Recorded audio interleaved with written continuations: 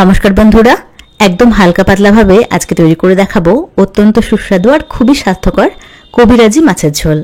গরমকালের দুপুরবেলা এইরকম মাছের ঝোল আর তার সাথে এক ফালি গন্ধরাজ লেবু থাকলে আর কিচ্ছু লাগবে না, শুধুমাত্র এটা দিয়েই এক থালা ভাত খাওয়া হয়ে যাবে।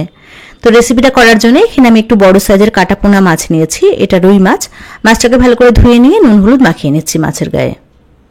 আমি রুই মাছ দিয়ে করছি, আপনারা চাইলে ছোট সাইজের মাছ মানে বাটা মাছ, পার্শে মাছ বা ট্যাংরা মাছ এই ধরনের মাছ দিয়ে করতে পারেন। তো নুন হলুদ দিয়ে মাছটাকে ভালো করে মাখিয়ে নিয়েছি। এবার রেখে দেবো 5 মিনিটের জন্য। মাছটা একটু ম্যারিনেট হতে থাকুক। এদিকে কড়াইতে সর্ষের তেল গরম করে নিয়েছি। 3 টেবিল চামচ তেল নিয়েছিলাম। তেল ভালো করে গরম করে নিয়ে এখানে দেখুন পটল কেটে রেখেছিলাম। পটলটাকে অল্প পরিমাণে নুন দিয়ে একটু হালকা লালচে করে ভেজে নিচ্ছি। একটা পটলকে 2 পিস করে কেটেছি। একটু একটু করে খোসা রেখে পটলটাকে কেটে নিয়েছি। মিডিয়াম টু হাই হিটে মোটামুটি 3-4 মিনিটের জন্য পটলটাকে এখানে আমি ভেজে নিয়েছি। এবার দিয়ে দিচ্ছি একটু বড় টুকরো করে কেটে রাখা ঝিঙে। এবার ঝিঙেটাকেও পটলের সাথে আরও মিনিট 2-এর জন্য মিডিয়াম টু হাই হিটে ভেজে নেব। আমি এখানে আলুর ব্যবহার করছি না, আপনারা চাইলে আলুও দিতে পারেন। আলু, পেঁপে, কাঁচা কলা, বেগুন সবকিছুই দেওয়া যায়। তো এখানে আমার ঝিঙে আর পটল ভালো করে ভাজা হয়ে গেছে। এবার তেল ঝরিয়ে তুলে রাখছি। এবার আমি নুন হলুদ মাখিয়ে রাখা মাছটাকে ভেজে নেব।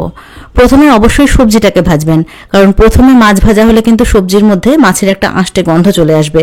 যেহেতু এই রান্নাতে কোনো পেঁয়াজ রসুন ব্যবহার করব না, সেজন্য অবশ্যই করে প্রথমে সবজিটাকে ভালো করে ভেজে নেবেন, তারপরে মাছটাকে ভাজবেন।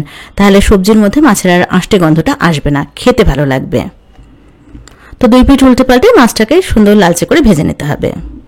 সবগুলো মাছ একসাথে ভাজছি না, কারণ যেহেতু তেলের পরিমাণ অল্প, এত অল্প তেলে কিন্তু সবগুলো মাছ একসাথে দিলে ভাজতে খুব অসুবিধা হবে, ভেঙে যাবে মাছগুলো।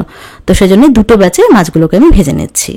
মাছটা ভাজা হতে থাকুক। এদিকে আমি মশলা বেটে নেব। মশলাটা আজকে আমি শিলপাটাতে তৈরি করব।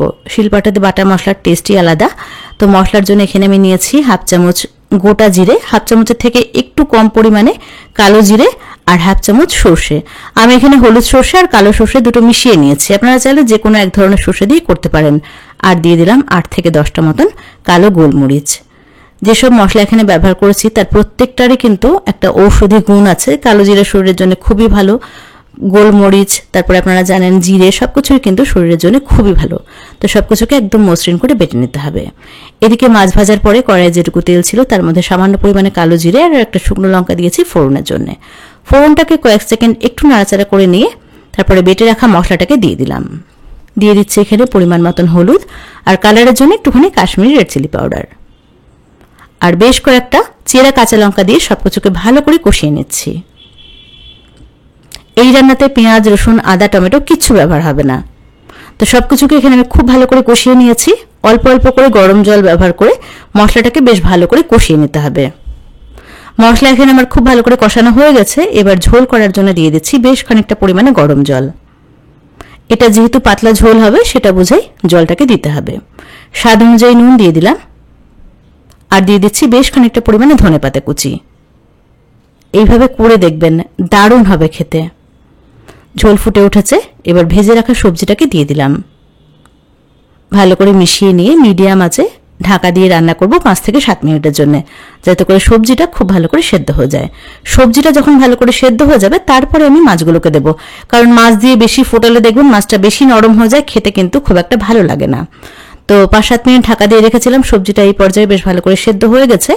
এবার ভেজে রাখা মাছগুলোকে দিয়ে দিলাম। মাছটাকে দিয়ে মিডিয়াম টু হাই হিটে 3-4 মিনিটের জন্য ফুটিয়ে নিতে হবে। ঢাকা দিয়ে ফোটানোর দরকার নেই, ঢাকা ছাড়াই মাছটাকে ফুটিয়ে নিতে হবে। তাহলে কিন্তু তৈরি হয়ে যাবে অত্যন্ত সুস্বাদু আর খুবই হেলদি কবিরাজি মাছের ঝোল। গরমকালের দুপুরে গরম ভাতের সাথে এটা মাখিয়ে খেতে দারুণ লাগে।